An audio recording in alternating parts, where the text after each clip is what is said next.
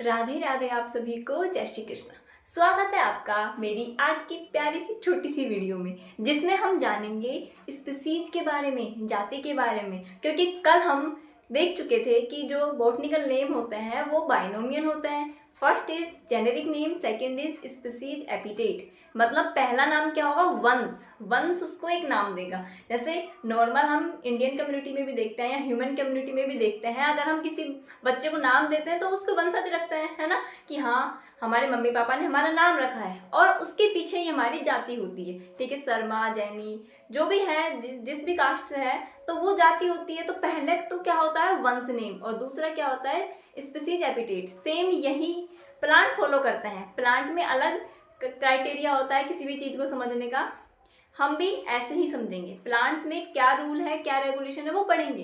तो आज हमारा जो मेन टारगेट है वो है स्पीसीज पर, जाति पर। एक दोहा आपको याद आ जाना चाहिए जाति के नाम पर। क्या है? जात न पूछो साध की, पूछ लीजिए ज्ञान, मोल करो तलवार का, पड़ी रहन दो म्यान। ठीक है, हमने वहां पर पड़ी रहने दी म्यान, लेकिन हम प्लांट से जाति पूछेंगे। एग्जामिनर एग्जाम में पूछेगा किस प्लांट की स्पीसीज क्या है, उसकी कुल भी पूछेगा, फैमिली क्या है, वो नहीं बख्शेगा। प्लांट्स को और आपको पता होना चाहिए कौन सा प्लांट किस परिवार का सदस्य है।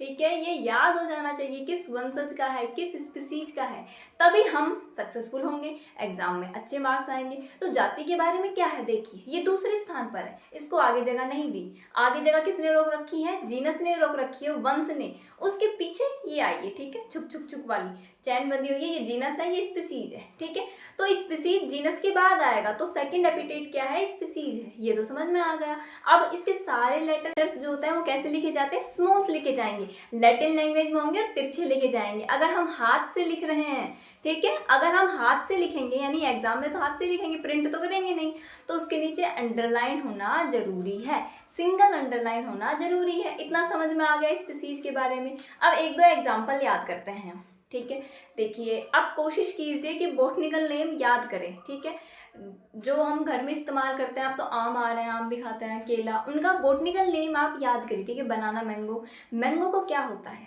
बहुत अच्छा है, कैसे याद करेंगे? मेरा जी आ गया है, ठीक है, मैंने जी फेरा, मैंजीफेरा इंडिका, इंडिया का है। ठीक है, इंडिया ओरिजिनेट है, इस वजह से इसको क्या कहते हैं? Mangifera indica. अब बेर का साइंटिफिक नेम मैंने मेरे बच्चों को याद कराया था जैन कॉलेज में, और एपीसी स्कूल में भी किया था। तो क्या होगा बेर का नाम? देखिए, मान लीजिए आपकी बड़ी सिस्टर है, वो किसी जूजुबा नाम के डाकू के जंगल में फंस चुकी है। ठीक है, तो इसका बेर का बॉटनिकल नेम होता है जेजीफस जूजुबा।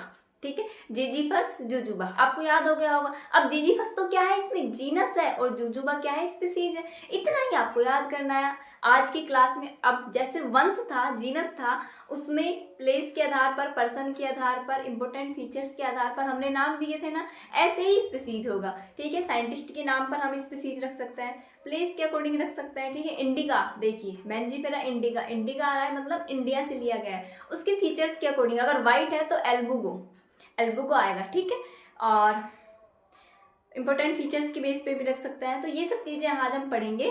तो प्लांट की जाति पूछेंगे हम, ठीक है, कि तू किस जाति से है, तेरी क्या कुल है। ठीक है, हमें पता होना चाहिए, और एग्जामिनर भी पूछेगा